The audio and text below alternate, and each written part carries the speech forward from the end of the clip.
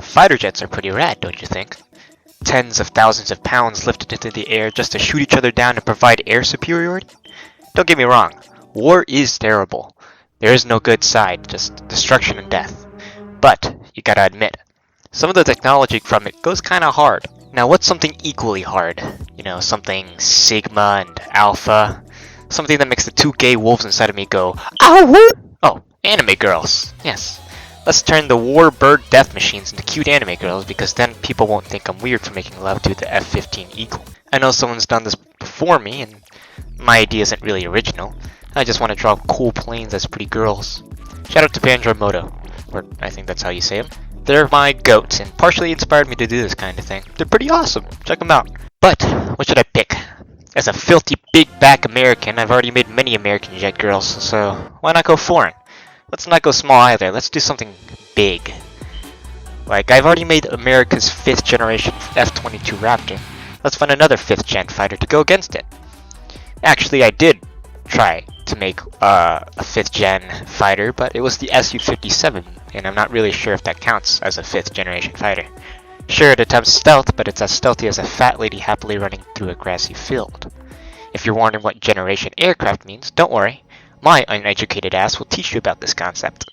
So the first generation introduced the jet engine, which makes things go very fast. Second generations makes the jet engines go faster and added missiles to the jets. I think they were just using bullets before. The third generation gives multi-role capability, agility, and radar. The fourth generation gives you fly-by-wire capability and extreme maneuverability. What does this mean? It means the computer controls the plane instead of you tugging on it yourself. The fifth generation gives you stealth, making it much more difficult to detect on the radar. This doesn't mean you're invisible, just much more difficult to detect. And the sixth generation, which is coming out more recently, I don't know, it gives you like minions or something. So, a stealth air superiority fighter. Let's do China's Mighty Dragon. Aside from having one of the sickest names, the J-20 has some incredible stealth technology, insane range, and a big computer or something. Plus, China has a lot of these things already. The J-20 Mighty Dragon is an incredibly terrifying foe to go up against. Once you've entered into its domain, it gets to decide your fate. Now, let's turn it to a hot anime girl. For my design concept, I decided to lean more into the Mighty Dragon part of the J-20 rather than its stealth thing. It's still stealthy, that's why she's mostly cloaked, but she loves to be flashy. This was because I already used those colors previously for the F-22 and other jets. My original intention with these jet girls was to make the girls as accurate to the jet as I possibly could. But I've grown. I've moved on from kindergarten. Now I'm trying to interpret things as how I see them instead of a more objective stance. So how do I interpret the Mighty Dragon? I looked at Chinese Dragon's Wikipedia page, and they're hand in hand with the Emperor. Then scrolling down the Wikipedia page, I found a sick cloth that could work well as a color palette. So the design concept now is Chinese Dragon / Emperor Stealth Jet. Quite the task, but I'm autistic, so I've got this. I made a character sheet for her soon after and began designing. To sum her character up short, imagine orfevre plus TM opera O, but Chinese and a dragon. Usually when designing characters, I have a lot of variation, but the first variation of the J-20 was so cool that I just stuck with it. I tried slapping on some color, but I super suck at colors. It's not something I've got a great talent for. That's why I'm copying colors from aircraft into the design. But much like many other things with character design, you can organize them to make them more aesthetically pleasing using the big, medium, small theory. Basically, when you want to make something more appealing, break up the shapes or designs into a large section with medium and small sections to support it. You can easily see this with Pochita from Chainsaw Man, or my favorite character of all time, Emily Kocho. You can see my attempt at the big, medium, small thing here, and here, and here. Continuing with the design, the face has some rad red eyeliner to make her eyes pop out, and her hair is designed to frame her face, so it's clear that the face is the focal point. There's dragon horns and bits of black hair moving out to make her have a draconic look. If you notice, her hair looks eerily similar to the Raptors.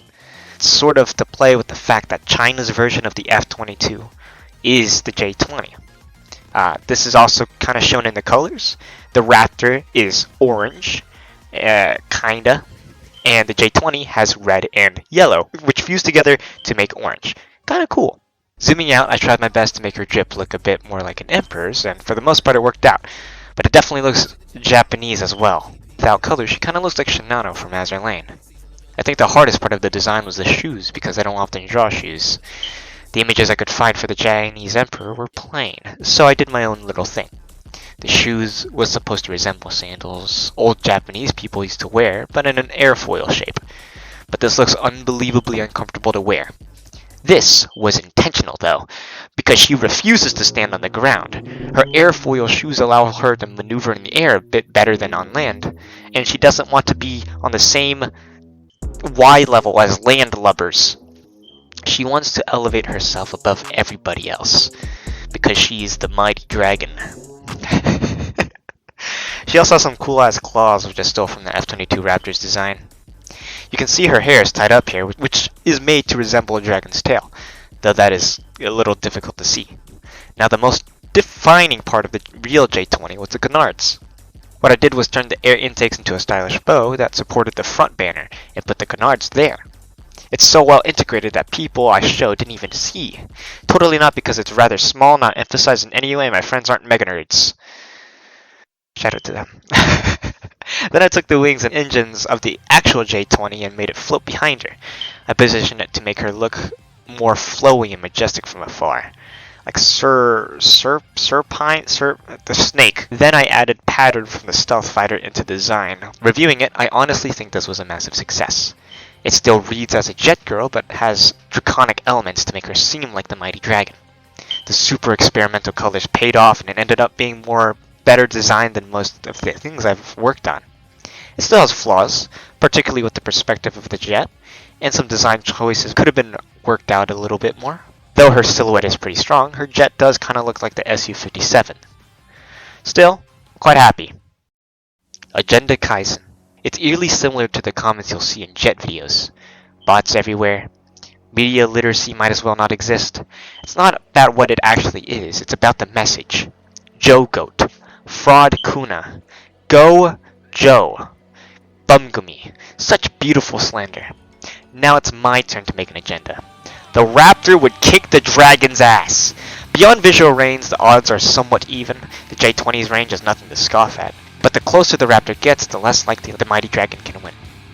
And we're not trying to detect the average stealthy plane either.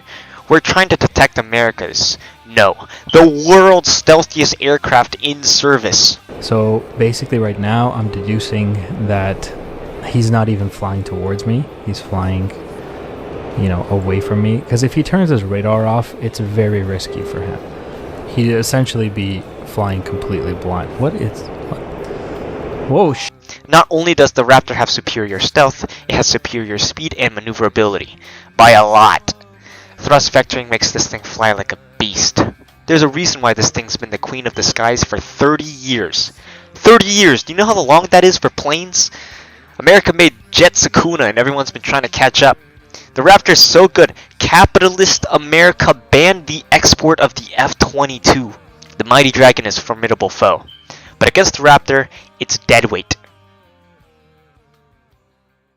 They all pale in comparison to Emily Kocha, though.